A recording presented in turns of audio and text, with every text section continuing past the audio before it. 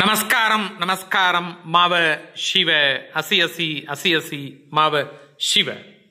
அனைவருக்கும் gold time நிறுவனத்தின் சார்பாகவும் மகாலட்சுமி டெம்பிள் தேனி பெரியகுளம் ஈச்சமலை மகாலட்சுமி டெம்பிள் சார்பாகவும் டாக்டர் ஏஎஸ் மகாஸ்ரீராஜன் சார்பாகவும் அனைவருக்கும் சரஸ்வதி பூஜை ஆயுத பூஜை நல்வாழ்த்துக்கள். இந்த நாளிலிருந்து எல்லா விதமான வண்டி வாகனங்களும் எல்லா விதமான படிப்புகளில் உயர்வும் கடவுள் கொடுக்க வேண்டும் என்று மனப்பூர்வமாக இறைவனை பிரார்த்திக்கின்றோம். வாழ்வில் முன்னேற்றம் அடைய உங்கள் கைராசியான டாக்டர் ஏஎஸ் மகாஸ்ரீராஜன் அவரை ஒரு முறை சந்தியுங்கள். மேலும் விவரங்களுக்கு டிஸ்கிரிப்ஷனில் இருக்க லிங்கை கிளிக் செய்யவும்.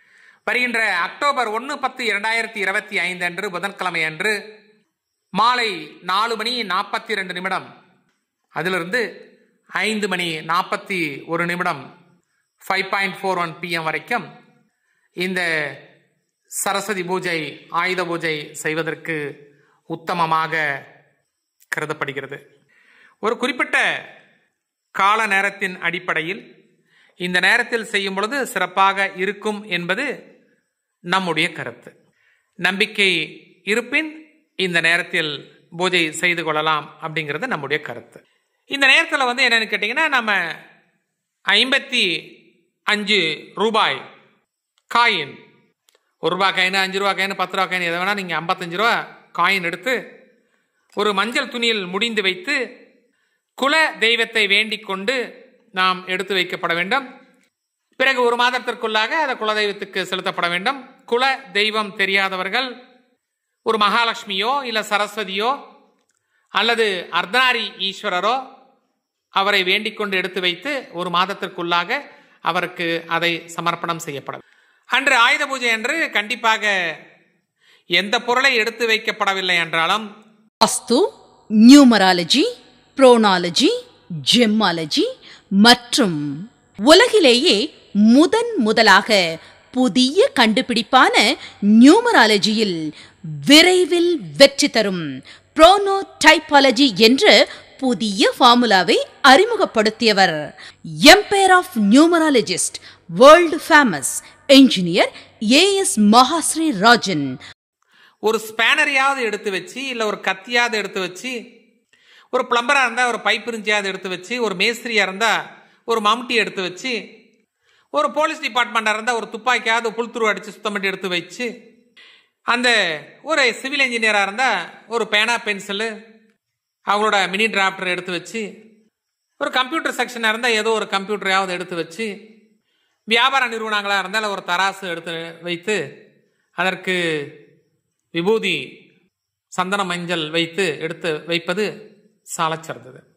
அப்போ என்னென்ன நம்ம மெயினாக இந்த பூஜைக்கு தேவை அப்படின்னு சொல்லி பார்த்தால், மெயினாக இந்த பூஜைக்கு வெற்றிலை பாக்கு இருக்க வேண்டும். இதில் ஆண் வெற்றிலை பெண் வெற்றிலை இருக்கப்பட வேண்டும். பெண் வெற்றிலை கீழே இருக்கப்பட வேண்டும். ஆண் வெற்றிலை அதன் மீது வைக்கப்பட வேண்டும். களிப்பாக்கு வைக்கப்பட வேண்டும். அதற்கு காணிக்கை 5 ரூபாய் அல்லது 10 ரூபாய் காயினை வச்சு நம்ம கும்பிடணும். கண்டிப்பாக பொரிக்கல்ல வாங்கணும், பொட்டுக்கடலை வாங்கணும், வெல்லம், கொய்யாப்பழம், மாதுளை, ஆப்பிள், விளாம்பழம், கற்பூர வள்ளிப்பழம், நேந்திரம் பழம் கண்டிப்பாக இருக்கப்பட வேண்டும். அன்று வாழை இலை போட்டு நம்ம பூஜை பண்ணுறது ரொம்ப ரொம்ப சிறப்பானது. வாழை இலை கிடைக்கல அப்படின்னா பித்தாளை தாம்பாளத்தில் வச்சு நம்ம ப்ரேயர் பண்ணலாம். அதுவும் கிடைக்கல அப்படின்னா நம்ம பாக்கு மட்டையை வச்சு கூட பண்ணலாம். தவறு எதுவும் கிடையாது. அன்னைக்கு ஒரு பித்தளை சொம்புல தண்ணி வைக்கணும் சாமிக்கு. அப்படிலாம் வெள்ளி சொம்புல தண்ணி வைக்கலாம் அல்லது செம்பு சொம்புல தண்ணி வைக்கலாம். ஆனால் இரும்பு சொம்புலையோ அல்லது டப்பாவிலையோ இல்லை பிளாஸ்டிக் குடத்துலையோ நம்ம அன்னைக்கு தண்ணியை வச்சு நம்ம கும்பிடுவதை சற்று தவிர்க்கப்பட வேண்டும். ஒரு சில அதெல்லாம் இல்லைங்க, போகல வரலைங்க, அப்படியேங்க இப்படிங்கும் போது என்னன்னு சின்ன ஒரு பித்தளை டம்ளராது ஒரு 50 ரூபா 100 ரூபாய்க்கு வாங்கி அதில் நம்ம வைக்கிறது நல்லது. முடியாத பட்சத்தில் என்னன்னு கேட்டீங்கன்னா, ஒரு பாக்கு மட்டை தொன்னை இருந்துச்சுன்னா அந்த பாக்கு மட்டையில் தண்ணி ஊற்றி வச்சா அது நீங்கள் சாமியை ப்ரேயர் பண்ணுறது நல்லது. ஆனால் அன்று மட்டும் நம்ம ஸ்டெயின்லெஸ் ஸ்டீல் டம்ளர்லையும் அதில் தண்ணி வைத்து நம்ம வழிபாடு செய்வது சிறப்பு அல்ல, புரிஞ்சுக்கோங்க மெயினாக. அது மட்டும் இல்லாமல் கற்பூரம் காமிக்கும் பொழுது அன்று பச்சை கற்பூரம் கொஞ்சம் ஒரு 25 ரூபாய்க்கு 50 ரூபாய்க்கு பச்சை கற்பூரம் வாங்கி நம்ம வச்சு நம்ம ப்ரேயர் பண்ணுறது ரொம்ப ரொம்ப நல்லது அப்படிங்கிற ஒரு கருத்து இருக்கின்றது.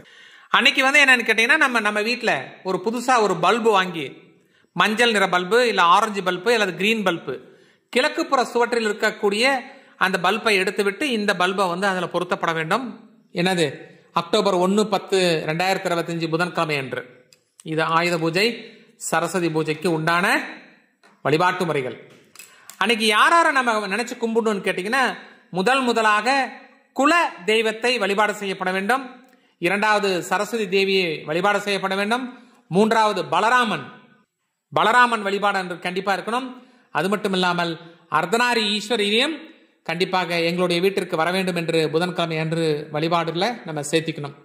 ஆனால் இந்த வழிபாடு செய்யக்கூடிய நேரத்தில் மட்டும் இந்த டீமிஸ்டு பீப்புள், இறந்தவர்கள் போட்டோ அந்த வழிபாடு செய்யக்கூடிய இடத்துல முடிஞ்ச வரைக்கும் இருக்கிறத கொஞ்சம் தவிர்க்கப்பட வேண்டும். அந்த போட்டோவை நம்ம கழட்ட முடியல அப்படின்னா அதுக்கு அன்னைக்கு மட்டும் என்ன ஒரு ஸ்கிரீன் ஒன்று போட்டுருங்க. ரொம்ப நல்லது, தவறு எதுவும் கிடையாது.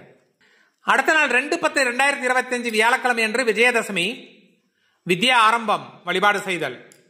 அன்னைக்கு காலையில என்னன்னு கேட்டீங்கன்னா 10:41 முதல் 11:49 வரைக்கும் செய்யலாம், தவறுதும் இல்லை. இந்த சரஸ்வதி பூஜை ஆயுத பூஜை செய்யும் பொழுது என்னன்னு கேட்டீங்கன்னா, இந்த படிக்கக்கூடிய புத்தகங்கள், பேனா, பென்சில், அது இது, கால்குலேட்டர், அது இது ஏதாவது 1-2 புத்தகம் வச்சா போதும். எல்லா புக்கையும் எடுத்துக்கிட்டு போய்கிட்டு வந்துக்கிட்டு பண்ணுங்கிற அவசியம் தேவையில்லை. சுத்தம் பண்ணி எடுத்து வச்சா போதும். அன்று மட்டும் வீட்டில் எந்த விதமான நெகட்டிவ் வார்த்தைகள் பேசாமல், ஆனா குறிப்பாக என் 4 பிறந்தவர்கள், என் 7 பிறந்தவர்கள், 13ஆம் தேதி பிறந்தவர்கள், 16ஆம் தேதி பிறந்தவர்கள், 7ஆம் தேதி பிறந்தவர்கள், 8ஆம் தேதி பிறந்தவர்கள், 17 பிறந்தவர்கள், 26 பிறந்தவர்கள், லக்னத்தில் சனி பகவான் இருப்பவர்கள், லக்னத்தில் ராகு இருப்பவர்கள், லக்னத்தில் கேது இருப்பவர்கள் மற்றும் அன்று தேவையற்ற வார்த்தைகள் பேசுவதை குறைத்துக் கொள்ளப்பட வேண்டும். அன்று ஏதாவது தேவையில்லாத வார்த்தை பேசப்பட்டால் அடுத்த சரஸ்வதி பூஜை ஆயுத பூஜை வரைக்கும் என்னது அந்த வார்த்தை அவங்களையே சுத்திக்கிட்டே இருக்கும். ஆகவே முடிந்தவரை இந்த பூஜை நேரத்தில் மட்டும் சற்று அமைதி காத்து வீட்டில் குடும்ப சமேதமாக நம்ம வழிபாடு செய்யறது ரொம்ப நல்லது. நீங்க செய்யுங்க. எல்லோரோட வளர்ச்சிக்காகவும் நாங்களும் உங்களுக்காக பிரேயர் பண்றோம். வாழ்த்துக்கள், வாழ்த்துக்கள், வாழ்த்துக்கள். ஒலிகள்ல கூட மங்களமானது அமங்கலமானதுன்னு இருக்கு. அதனாலதான் சில ஒலிகளை பேசாம தவிர்க்கிறோம். ஒரு சிலத கர்ப்பகிரகத்துல கூட உச்சரிக்கிறோம். நம்ம பேர்ல நம்ம ராசிக்கு பொருந்தி வராத சில ஒலிகளை மாற்றி அமைச்சா நம்ம வாழ்வு சுபீட்சமா இருக்கும்.